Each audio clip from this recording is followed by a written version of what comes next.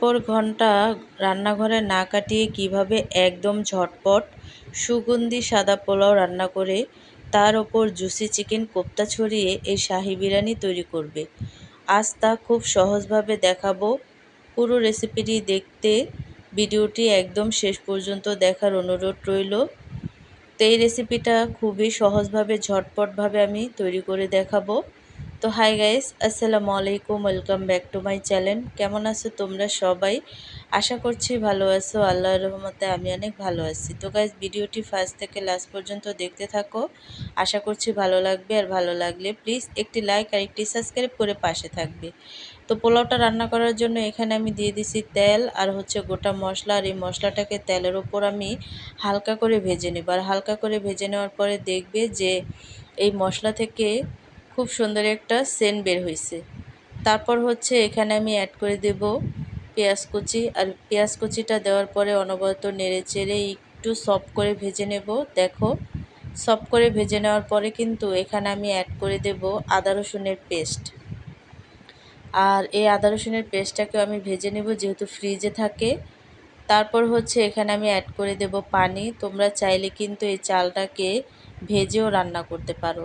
তো পানিটা দেওয়ার পরে কিন্তু অনবরত নেড়ে চেড়ে তারপর এই পানিটাকে আমি ভালোভাবে জাল করে নেব। এখানে আমি অ্যাড করে দিচ্ছি স্বাদ মতো লবণ। তো লবণটা দেওয়ার পর অনবরত নেড়ে চেড়ে তারপর এই পানিটাকে আমি জাল করে নেব। তারপর এখানে আমি অ্যাড করে দিচ্ছি কাঁচামরিচ। তো স্পেশাল টিপস, ঝটপট তৈরি করলেও এই কোপ্তা বিরিয়ানির স্বাদ যেন একদম বাবুর্চিদের মতো পারফেক্ট হয়, তার জন্য দুটি দরকারি টিপস মনে রাখবে। তো এখানে কিন্তু আমি যেই চালটা আমি ভিজিয়ে রাখছিলাম, সেই চালটা কিন্তু ভালোভাবে ধুয়ে ফ্রেশ করে তারপরে এই চালটাকে আমি ভিজিয়ে রাখছি। আর অনেকক্ষণ পর্যন্ত ভিজিয়ে রাখলে অনেকটা ভালো হয়। পোলাওর চাল ধোয়ার পর অন্তত 10 মিনিট জল ঝরিয়ে নিতে হবে। এরপর গরম তেলে চালটা একটু সময় নিয়ে ভালো করে ভেজে ফুটন্ত গরম পানি দিলে পোলাও একদম ঝরঝরে সাদা হবে। তোমরা চাইলে কিন্তু এই চালটাকে ভেজেও নিতে পারো, বা এইভাবে পানি ফুটিয়ে তারপরে চালটা দিয়ে তারপরে পোলাওটাকে রান্না করতে পারো। তো চালটা দেওয়ার পরে কিন্তু অনবরত নেড়ে চেড়ে তারপর আমি একটু ঢেকে দেব। আর ঢেকে দেওয়ার পরে দেখবে যে পানিটা অনেকটা বলক চলে আসছে। তারপর একটু নেড়ে চেড়ে তারপরে দমে দিয়ে রাখবে। তারপর কিন্তু আমি অনবরত নেড়ে চেড়ে এই চালটাকে একটু নেড়ে চেড়ে দিয়ে তারপরে ঢেকে দেব। তো দেখো, আর এভাবে করে ঢেকে ঢেকেই কিন্তু এই পোলাওটাকে রান্না করব। তো পানিটা কিন্তু অনেকটা শুকিয়ে গেছে। এই পর্যায়ে এসে আমি আরেকটু নেড়ে চেড়ে দেব।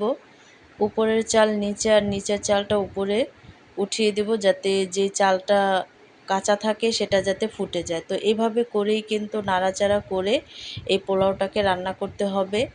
তো দেখো, পোলাওটা কিন্তু অনেকটা ঝরঝরা হয়েছে। তো এভাবে করে রান্না করলেও কিন্তু পোলাওটা অনেকটা ঝরঝরা হয়, দেখতেই পাচ্ছ।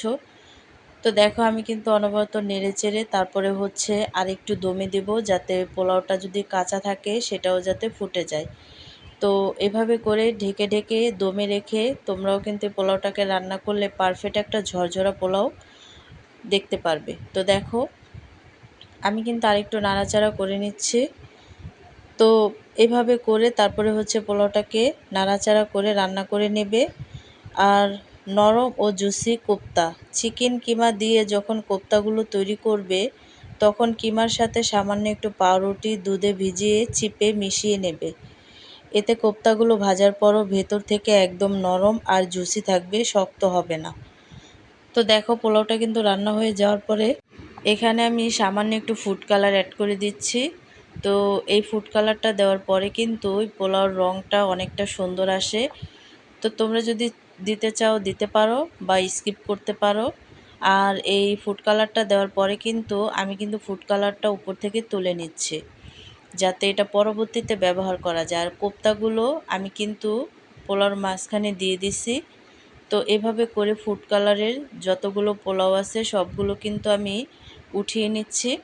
আর নেওয়ার পরে কিন্তু দেখো, সম্পূর্ণ কোপ্তাগুলো কিন্তু এভাবে করে আমি এই পোলাওর উপরে বসিয়ে দেব। তো দেখো, এইভাবে করে সহজভাবে ঝটপট কিন্তু এই কোপ্তা বিরিয়ানিটা তোমরা রান্না করতে পারো। তো দিয়ে তারপরে হচ্ছে উপর দিয়ে আমি ঘি অ্যাড করে দিচ্ছি।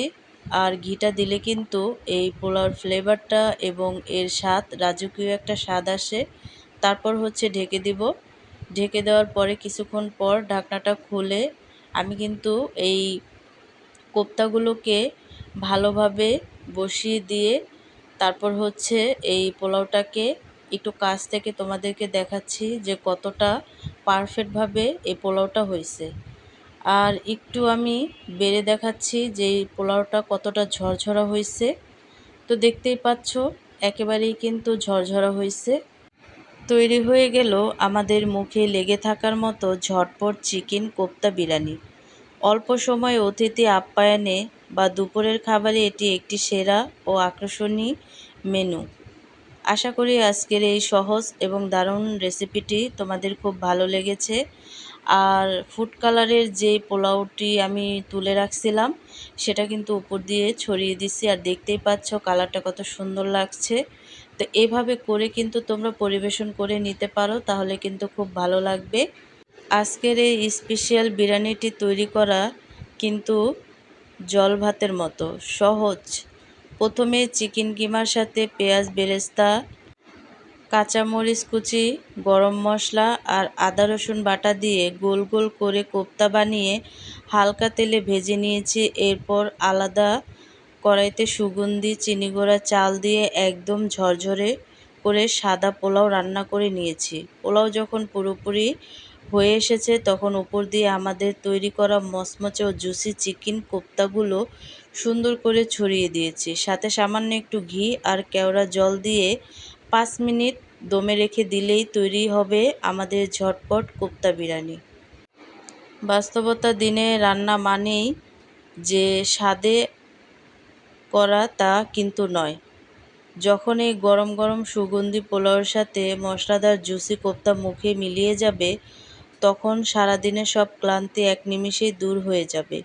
অল্প সময়ে এত রাজকীয় ঘ্রাণ আর স্বাদের খাবার ঘরে তৈরি করলে পরিবারের সবাই চেটেপুটে খাবে এবং আপনার রান্নার প্রশংসা হবে। ভিডিওটি ভালো লাগলে লাইক, কমেন্ট ও শেয়ার করতে ভুলবে না।